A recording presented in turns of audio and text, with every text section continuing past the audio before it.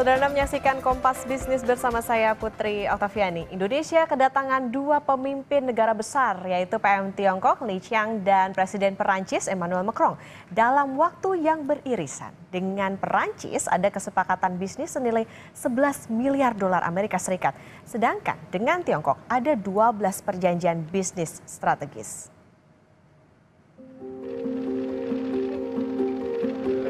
Presiden Prabowo Subianto dan Presiden Prancis Emmanuel Macron menyepakati bisnis berbagai bidang. Total ada 26 kesepakatan strategis, 16 diantaranya langsung dengan sesama presiden dan 10 perjanjian lain ditandatangani dalam Indonesia French Business Forum 2025. Total nilai kerjasama Indonesia-Prancis adalah 11 miliar dolar Amerika Serikat atau kalau dikonversi sekitar 179 triliun rupiah. Di dalamnya mencakup makan bergizi gratis sampai sektor energi. Di bidang ekonomi kami sepakat mendorong hubungan dagang dan investasi yang lebih seimbang. Kami juga meminta dukungan Prancis untuk mempercepat penyelesaian Indonesia European Union CEPA, Comprehensive Economic Partnership Agreement. Dan kami terima kasih bahwa Presiden Macron menjanjikan mendukung keanggotaan kami tidak hanya di CEPA tapi juga di OECD. Dalam berbagai bidang hubungan kita semakin erat, yaitu di bidang transisi energi, ketahanan pangan, makan bergizi gratis, juga di bidang maritim. Indonesia akan hadir dengan utusan khusus dalam konferensi laut PBB, the United Nations Ocean Conference ketiga di Nice, Prancis bulan depan.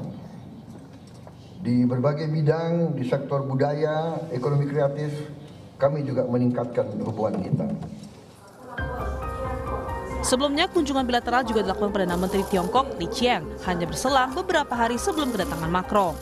Di Indonesia, Tiongkok menandatangani 4 kesepakatan ekonomi penting, mulai dari kerjasama transaksi bilateral dalam mata uang lokal hingga kawasan industri strategis terintegrasi di kedua negara.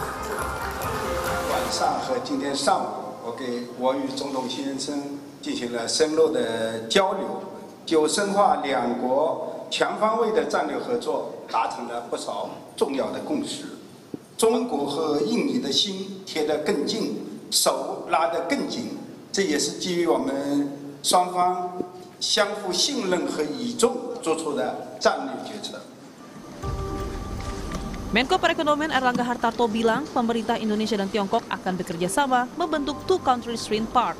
Di Indonesia, salah satu lokasi kerjasama ini berada di Kabupaten Batang, Jawa Tengah.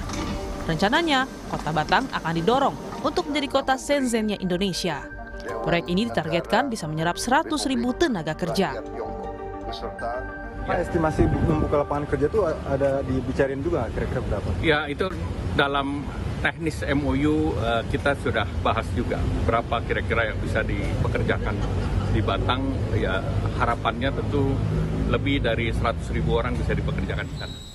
Kunjungan kenegaraan dua pemimpin negara yang tak berselang lama mencuatkan apakah Indonesia menjadi negara yang diperebutkan dalam perang bisnis internasional. Ini mengingat kedua negara juga bersaing dalam bisnis pesawat tempur. Tim Liputan, Kompas TV.